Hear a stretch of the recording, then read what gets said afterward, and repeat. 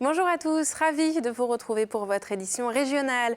Au sommaire de votre journal du mardi 19 novembre, les AESH, les accompagnants d'élèves en situation de handicap, seront dans la rue ce mercredi.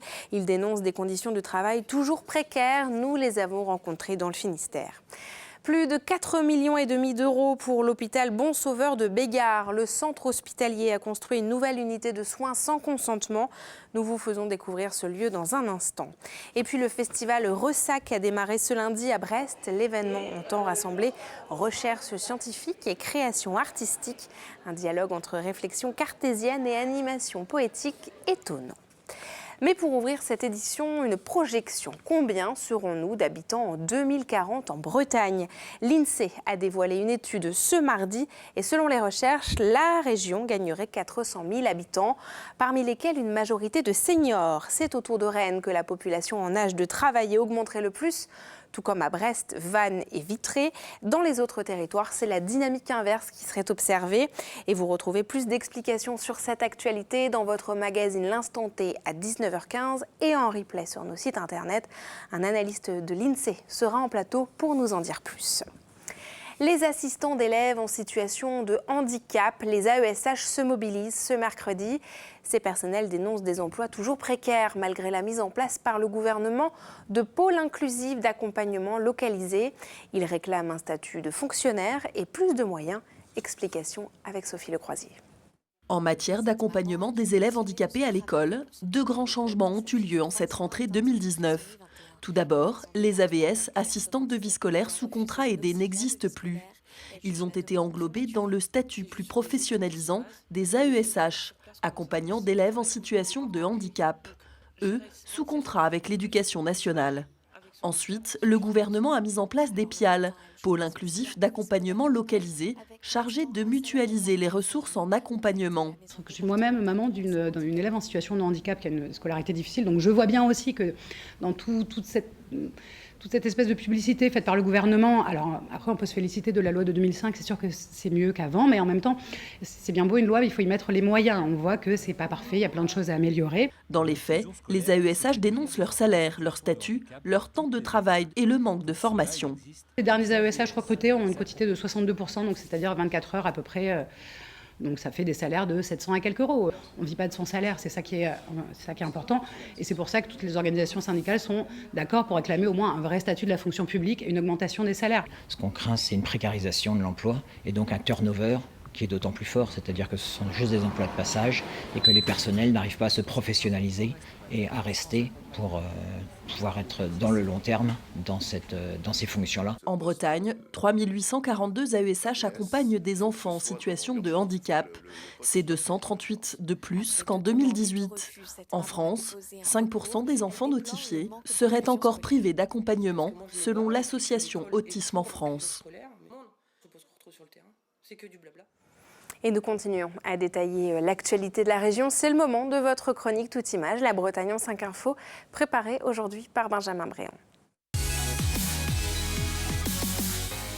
Le Télégramme fait peau neuve, nouvelle maquette, nouvelle organisation avec un cahier local détachable, nouvelle rubrique. C'est un nouveau journal que vous aurez dans les mains ce mercredi matin. Plus clair, plus aéré, plus précis dans ses choix, le nouveau Télégramme a été pensé pour accompagner les mutations de l'info à un moment où cette dernière est souvent remise en cause. Un nouveau journal à découvrir dès ce mercredi matin dans vos boîtes aux lettres et dans tous nos points de vente.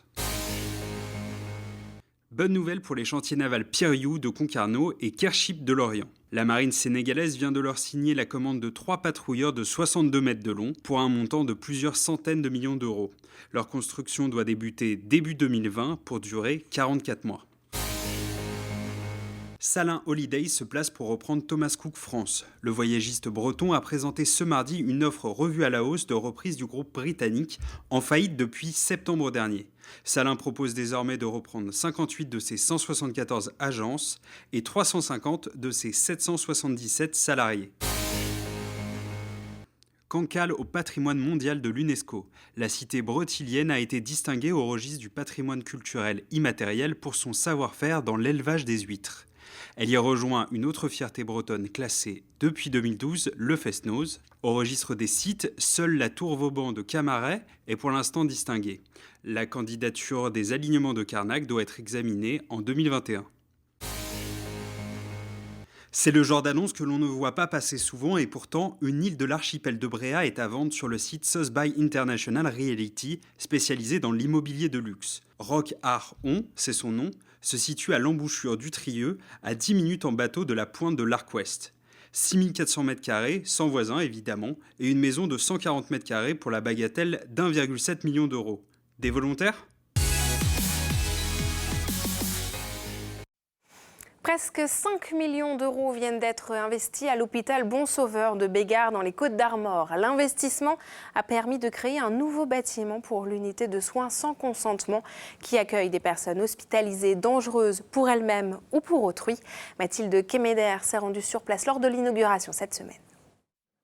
4,8 millions d'euros pour ouvrir 4 lits supplémentaires et construire un nouveau bâtiment, c'est l'investissement réalisé par l'hôpital psychiatrique de Bégard dans l'unité de soins sans consentement. Les anciens locaux ne permettaient pas de respecter la dignité des personnes hospitalisées, selon la Haute Autorité de Santé.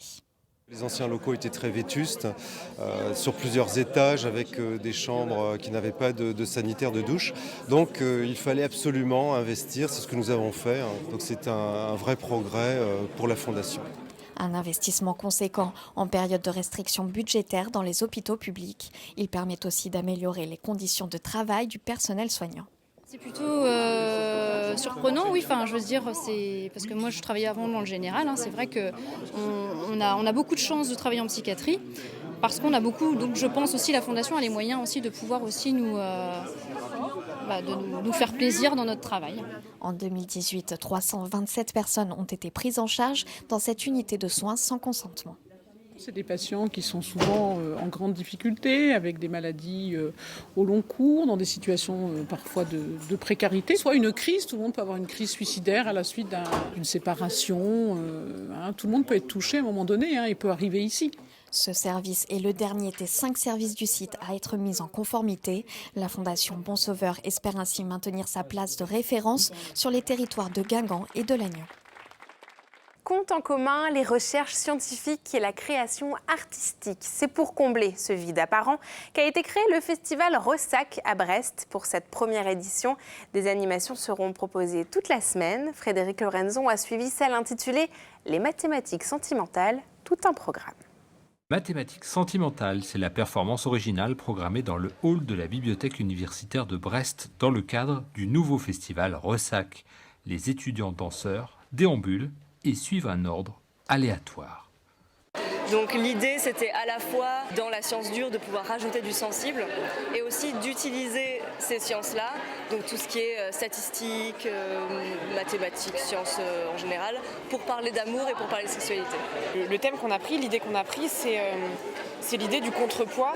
Parce que on se dit que dans une relation est fondée sur un équilibre. Il y a le contrepoids par exemple où il y a quelqu'un qui porte tout l'autre et c'est pas des relations qui tiennent très longtemps. L'informatique peut-il déceler la compatibilité amoureuse ? Les étudiants prennent le contre-pied avec l'installation de ces boîtes d'expérimentation amoureuse ou relationnelle.